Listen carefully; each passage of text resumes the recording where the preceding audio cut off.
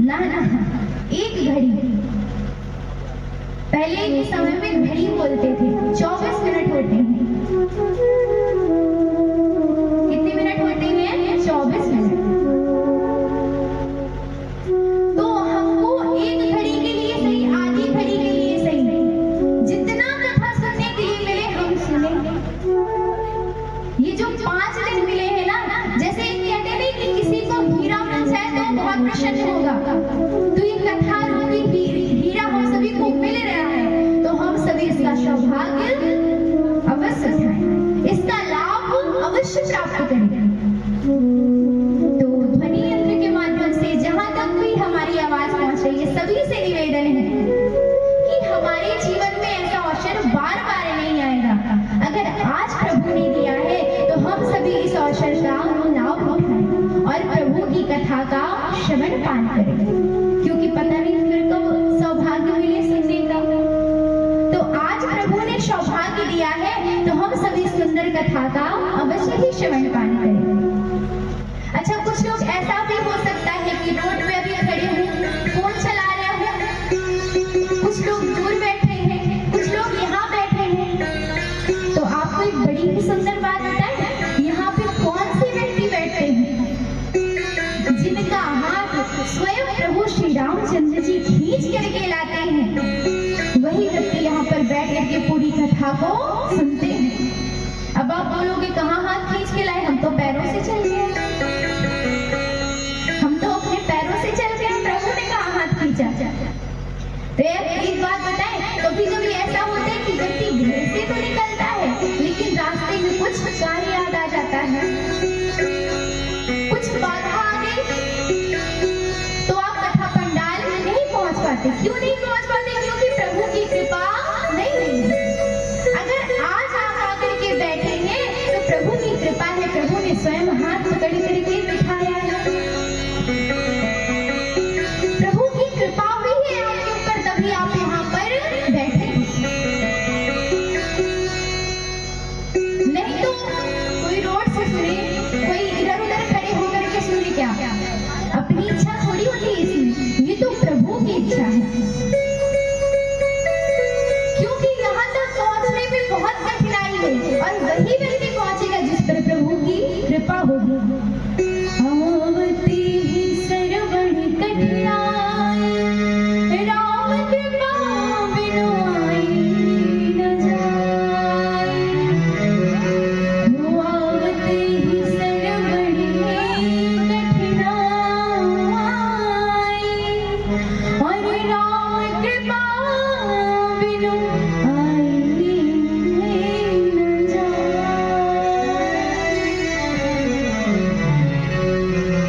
यहाँ तक आने में ना बहुत कठिनाई है। अगर कोई व्यक्ति, आप सभी यहाँ पर आकर के बैठे हैं ना, तो प्रभु की बहुत बड़ी कृपा है।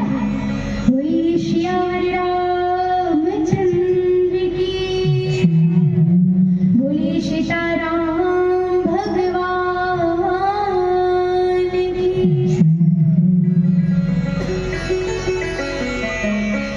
हम सभी सुंदर श्री रामचरितमानस की पावन कथा का श्रवण पान करें। रामचरितमानस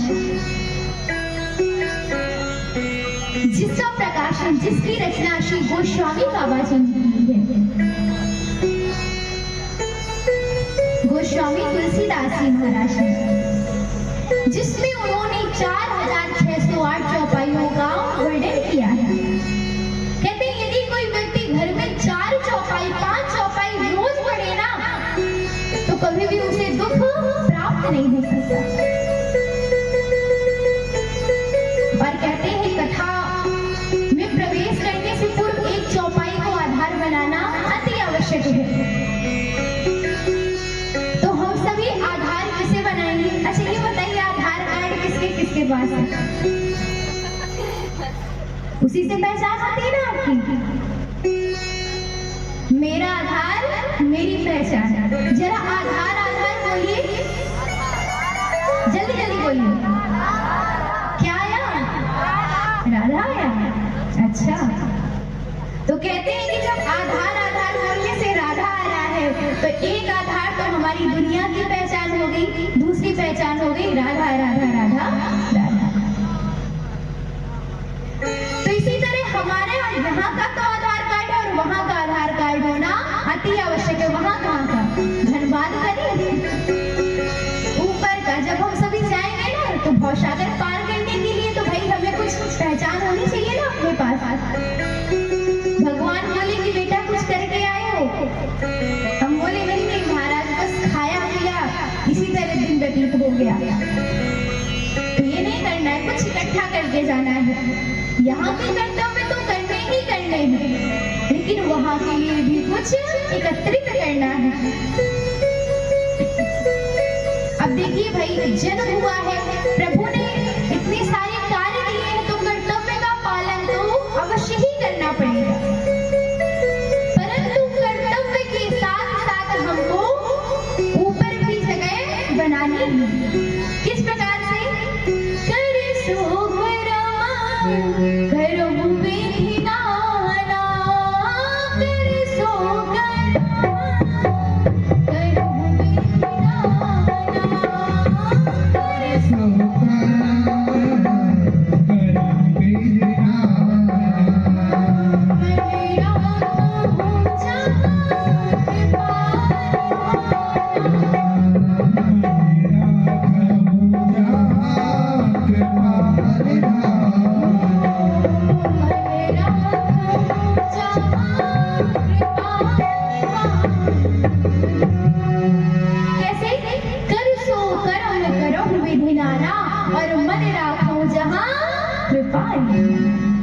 अर्थात प्रभु ने कार्य दिए तो हाथों से कार्य करते रहें।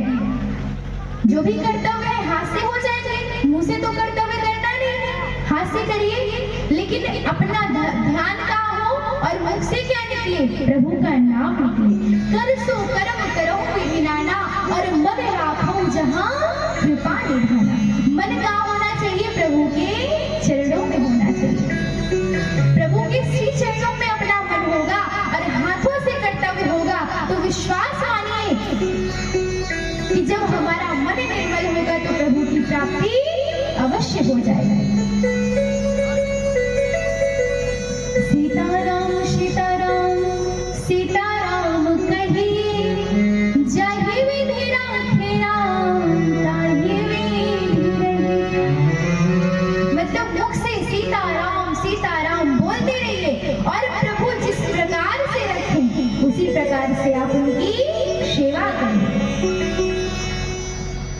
क्योंकि जब आप प्रभु के मंदिर जाएं, प्रभु का भजन करें तो प्रभु से एक ही चीज मांगा करिए, जिह विधि होय हे नाथ हित मोरा, करहु सुविलास में तोरा।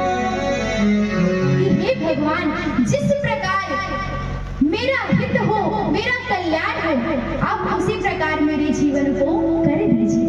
क्योंकि हे दीनानाथ, हे प्रभु श्री राम, मैं तो आपका दास हूँ और आपके ही बताए अनुसार चल रहा हूँ। हे प्रभु इतनी कृपा करिएगा कि जीवन में कभी भी कोई अधर्म ना हो पाए। अच्छा इस बात पूछिए, धर्म बड़ा है कि कर्म बड़ा है? कर्म बड़ा है। कौन कौन कर्म बोल रहा है? हाथ उठाएंगे, बताइए धर्म बड़ा है कि कर्म बड़ा है? धर्म वाले हाथ उठाएंगे, अच्छा ठीक, और कर्म वाले हाथ उठा देंगे, ठीक है। कैसे बड़ा है अब इसको हम बताते हैं। कर्म हो गया कि आप अपने हाथों से किसी जीव की हत्या कर दो। हाँ, कर्म हो गया आप अपने हाथ से किसी जीव की हत्या कर दो। अगर हम आध्यात्म से जुड़े रहेंगे, हम धर्म को जानते रहेंगे, तो क्या हमारा धर्म कहेगा कि तुम जीव की हत्या करो? कहेगा? हमारा धर्म कहेगा कि जीव की हत्या करो। तो बताओ भैया कौन बड़ा हुआ? धर्म बड़ा हुआ ना। क्योंकि धर्म कहाँ मिलेगा? धर्म के विषय में हम कहाँ जानेंगे? कथाओं में जानेंगे, सत्संग में जानेंगे। जब हम प्रभु की कथा सुनेंगे तो हमें पता चलेगा क्या धर्म है और क्या अधर्म है। अगर हम कभी कोई अधर्म का कार्य करेंगे तो हमारा धर्म हमें रोक देगा,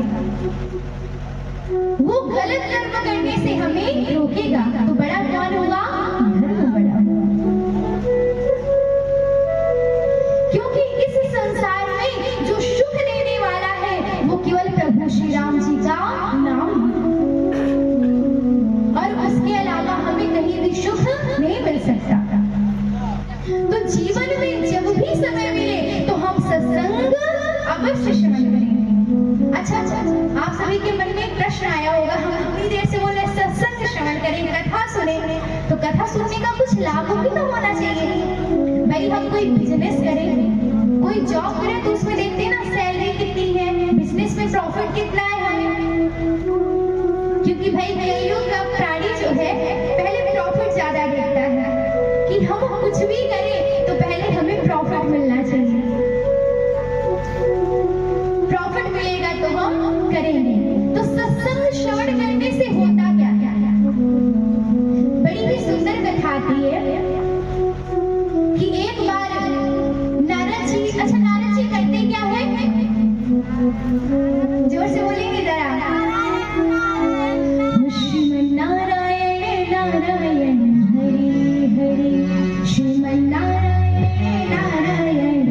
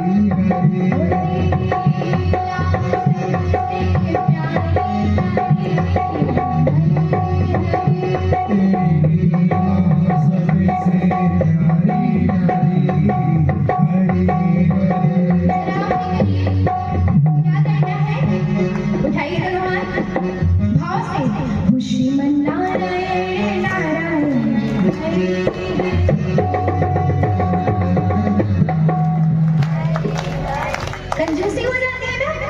जरा उठाइए दोनों हाथ, भैया जी आप लोग भी, सब लोग, और भाव से बोलेंगे एक साथ, श्रीमन नारायण नारायण हरि हरि। वाह, जरा उठा के दोनों हाथ प्रेम से, श्रीमन नारायण नारायण।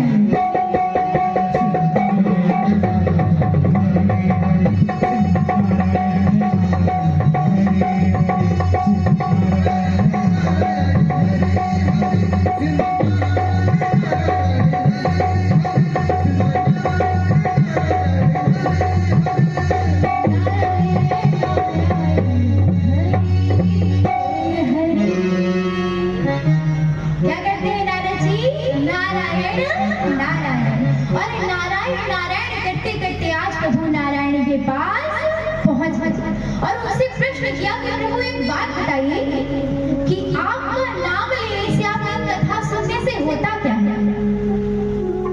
प्रभु ने कहा होता क्या है?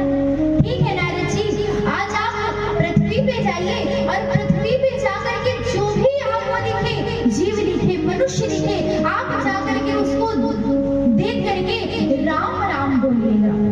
नारद जी ने कहा ठीक है। अब नारद जी पहुंचे, नारद जी ने एक चींटी को देखा। किसे देखा महाराज? चींटी को। और चींटी को देख करके बोला राम राम। क्या बोला? राम राम। अब जैसे ही चींटी को देख के राम राम बोला सो चींटी मर गई। अब नारद जी ने सोचा भाई मैंने राम राम बोला, चींटी मर गई।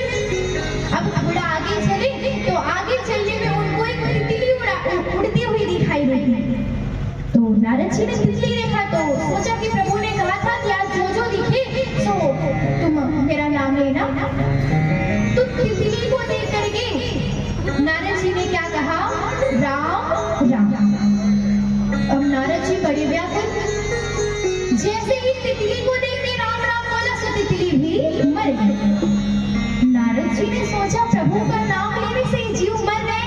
तो पाप लगेगा। अब नारद जी बड़े सोच में, कई दिन व्यतीत हुए, फिर सोचते प्रभु ने कहा था तो चलो करने में क्या जाता है। नारद जी ने एक गाय को देखा। किसे देखा? गाय को। और गाय को देख करके उसके कानों के पास जाकर के बोला राम राम। अब जैसे ही राम राम बोला सो गाय भी मर गई, उसका प्राणांत हो गया। नारद जी ने सोचा कि बताओ, प्रभु का नाम लेने से गाय माता भी चली गई। एक दो दिन व्यतीत हुए तो नारद जी को खबर मिली कि एक राजा है, उनके घर में संतान हुई है, नवजात शिशु हुआ है। तो नारद जी वहां पे पहुंचे। राजा ने कहा, हे नारद जी, आप मेरे पुत्र को, आप हमेशा नारायण नारायण करते हैं, आज मेरे पुत्र के पास जाकर के प्रभु का नाम ले लीजिए। अब नारद जी पहुंचे तो उस जो छोटा पुत्र था, नवजात शिशु था, उसके कान में जाकर के कहते हैं राम राम। क्या बोला? राम। अब नारद जी को लगा हमने राम राम तो बोल दिया, कहीं ये भी मर गया तो राजा फिर पता नहीं क्या करेगा। तो जैसे ही नारद जी ने उस पुत्र के कानों में राम राम बोला है, तो नवजात शिशु जो एक दो दिन का ही है केवल, वो बोल पड़ता है। क्या कहा उसने कि हे नारद जी, आप इतने व्याकुल क्यों हो रहे हैं? वो जो चीनी थी जिसके कान में आपने राम राम बोला था, वो जो तितली थी जिसके कान में आपने राम राम बोला था, वो जो गाय थी जिसके कान में आपने राम राम बोला था, वो कोई और नहीं बल्कि मैं ही था। राम नाम के प्रभाव से मुझे चींटी के बाद तितली का जन्म मिला और तितली के बाद गाय का जन्म मिला। और जैसे ही आप उस गाय के कानों में राम राम बोला तो राम नाम के प्रभाव से मुझे मनुष्य होने की प्राप्ति हो गई। तो ये है सत्संग का प्रभाव। अच्छा, आपने सोचा कि मनुष्य की होने की ही प्राप्ति हुई, इसमें कौन सी बड़ी बात है? तो एक बात बताएं भैया, जैसे जो जानवर है, पशु पक्षी है, तो ये बताइए क्या वो भजन करते हैं? पशुओं को क्या है, सुबह आपने बढ़िया चारा पानी दिया, दिन भर उन्होंने खाया, सोए पड़े रहे, बस इतना ही है उनको। और मनुष्य कर्तव्य तो करता ही करता है। केवल एकमात्र मनुष्य ही ऐसी योनि है जिसमें मनुष्य भजन करके, भक्ति करके प्रभु को प्राप्त कर लेता है। तो इसीलिए हमें सत्संग अवश्य ही श्रवण करना चाहिए, क्योंकि सत्संग श्रवण करने से हमारे मन में, हमारे मस्तिष्क में जो अविद्या रूपी गांठ लगी हुई है ना, वो सदा ही खुल जाती है। हमारे मन में जो अशांति भरी हुई है, वो सत्संग के प्रभाव से दूर हो जाती है। आप लोग कहते हैं ना, आजकल हमें डिप्रेशन बहुत रहता है, अशांति बहुत रहती है, पता नहीं कहाँ चले जाए कि थोड़ी शांति मिल जाए। सासू मैया है, अपनी बहू से परेशान, बहू ने घर में अशांति कर दी, हमें शांति मिल जाए। बहू है, सासू मैया से परेशान, दिन भर देखो, ठंडी में दोपहर में चाय, सुबह की चाय, शाम की चाय, चाय चाय चाय, खाना खाना खाना, वो उनसे परेशान। बहू है कि हम कहाँ चले जाएंगे, हमें शांति मिल जाए। बच्चे हैं, पढ़ाई से मन हटा है, कहाँ चले जाए कि शांति मिल जाए। तो शांति कहाँ मिलेगी? प्रभु के चरणों में। जिसके जीवन में आध्यात्म है तो उसे शांति अवश्य ही मिलेगी, और सच्चा सुख केवल प्रभु के चरणों में मिलता है। सच्चा सुख केवल भगवान हमारे चरणों में। प्रभु श्री राम जी का जो नाम है ना, वो सुख देने वाला है। हो राम नाम सुखदाई, भजन करो भाई, ये जीवन दो दिन का। राम नाम सुखदाई, भजन करो भाई, ये जीवन दो दिन का।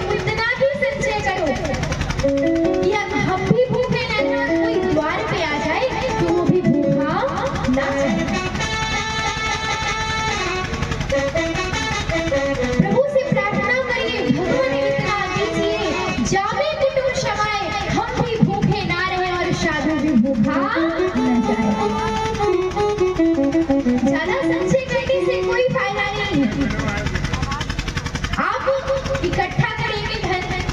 किसी संत जी ने बड़ा ही सुंदर वाक्य बोला